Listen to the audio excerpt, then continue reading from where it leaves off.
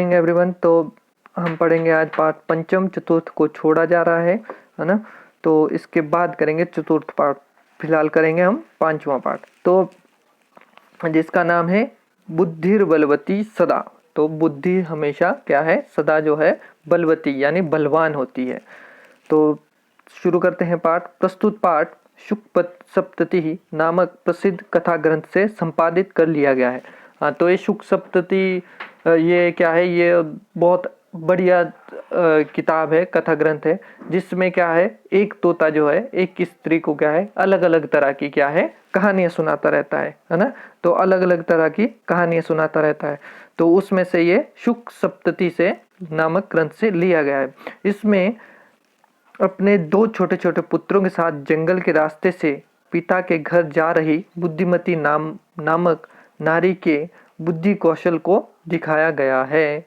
ठीक है, जो सामने आए हुए शेर को डराकर भगा देती है। इस कथा ग्रंथ में नीति निपुण शुक और सारिका की कहानियों के द्वारा अप्रत्यक्ष रूप से सद्वृत्ति का विकास कराया गया है। अब देखिए, है ना, तो इस कहानी में क्या है, बुद्धि कौशल के बारे में बताया गया है ना। तो कैसे, अब देखते हैं कैसे उस स्त्री ने क्या है शेर के सामने से अपने पुत्रों को बचाया, है ना। तो देखते हैं। अस्ति देवलाख्यो ग्रामः, क्या है यह देउल नाम ग्राम है। देउल नाम ग्राम है। तत्र राजसिंह नाम राजपुत्रः वसति स्म। तत्र वहाँ राजसिंह नाम राजपुत्र यानी राजपुत्र वसति स्म रहता था। वहाँ क्या है, राजसिंह नाम का राजपुत्र रहता था यानी राजपुत्र रहता था। एकदा केनापि आवश्यक कार्येण तस्य भार्या बुद्धिमती पुत्रद्वयोपेता पितुगृहं प्रति चलिता। एक बार केनापि किसी कारण से आवश्यक कार्य से तस्य उसकी भार्यम मतलब पत्नी बुद्धिमती पुत्रद्वयोपेता मतलब दोनों पुत्रों के साथ पितुगृहम पिता के घर प्रति की ओर चल पड़ी, है ना। तो एक बार किसी कारणवश आवश्यक कार्य से उसकी पत्नी बुद्धिमती अपने दोनों पुत्रों के साथ पिता के घर की ओर चल पड़ी। मार्गे गहन काने सा एकम व्याघ्रम दर्शति। मार्गे मतलब रास्ते, है ना, रास्ते में गहन काने घने वन में सा उसने एक व्याघ्रम बाघ दर्दर्शे देखा, है ना। तो दर्दर्श मतलब देखा, है ना। तो रास्ते में घने जंगल में उसने एक बाघ को देखा। सा व्याघ्रम गच्छतं दृष्ट्वा धाष्ट्र्यात् पुत्रो चपेट्या प्रगृह्य जगाद। तो अब क्या है, अब उसने शुरू कर दिया है क्या, सा व्याघ्रम अगच्छत, उसने व्याघ्र को देखते हुए यानी बाघ को आता देखकर, दृष्टवा दाष्ट्रायत मतलब ठिठाई मतलब जैसे मतलब जानबूझकर, है ना, ठिठाई से। पुत्रों को चपेटिया मतलब थप्पड़ से, है ना, तो थप्पड़ से।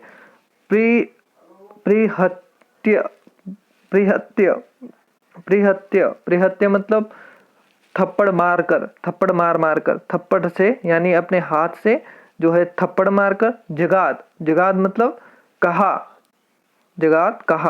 तो वह जो वह व्याघ्रम अगच्छत, व्याघ्र को बाघ को आता दृष्टवा देख दाष्ट्रियात, दाष्ट्रियात यानी हाथ से यानी थप्पड़ से अपने पुत्रों पुत्रों पुत्रों को चपेटिया, थप्पड़ मारकर,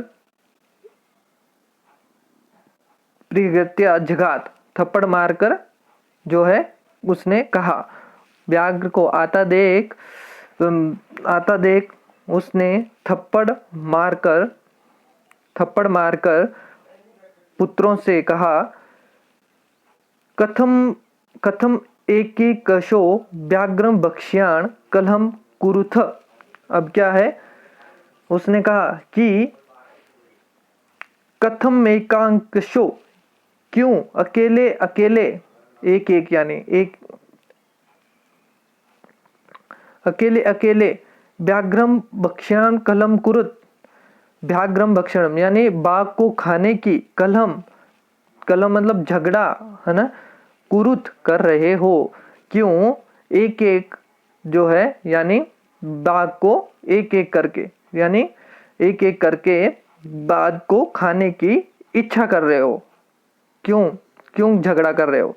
अयम एकास्त द्विभाज्य भुज्यताम, यह अयम एक, यह एक है ना, स्थावित द्विभाज्यम, द्विभाज्यम मतलब विभज्य मतलब अलग अलग करके है ना, भुज्यताम, भुज्यताम मतलब खा बांट कर जो है खा लेना यानी इसे है ना।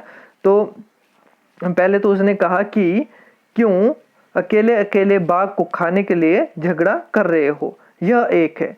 तो विभज्य, विभज्य मतलब बांट कर, भुज्यताम खा लो है ना, तो यह एक है तो क्या है, इसे क्या है बांट कर खा लो।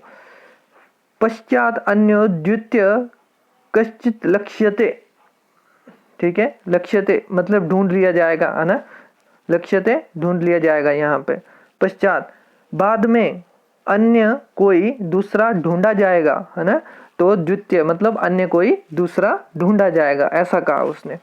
अब इति श्रुत्वा व्याघ्रमारी काचिदीयमिति मत्वा व्याघ्रो भयाकुलचितो नष्टः। अब कहते हैं नष्ट, यहाँ पे नष्ट का मतलब है क्या, चले जाना यानी भाग जाना है ना, वो यह मतलब इसका मतलब नष्ट मतलब यहाँ पे खत्म हो जाना नहीं है, वह इसका मतलब है यहाँ पे भाग जाना है ना।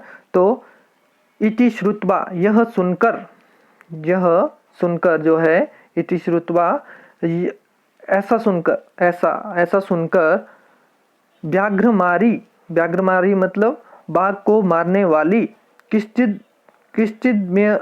किश्चिदमिति मत्वा व्याघ्रो भयाकुलचितो, भयाकुलचितो मतलब उसको मन ही मन डर लगकर है ना।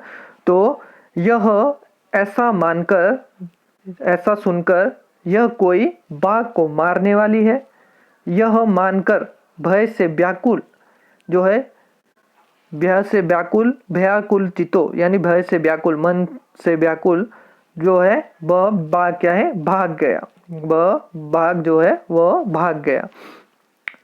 निज बुद्ध्या विमुक्ता सा भयात व्याघ्रस्य भागिनी अन्योपि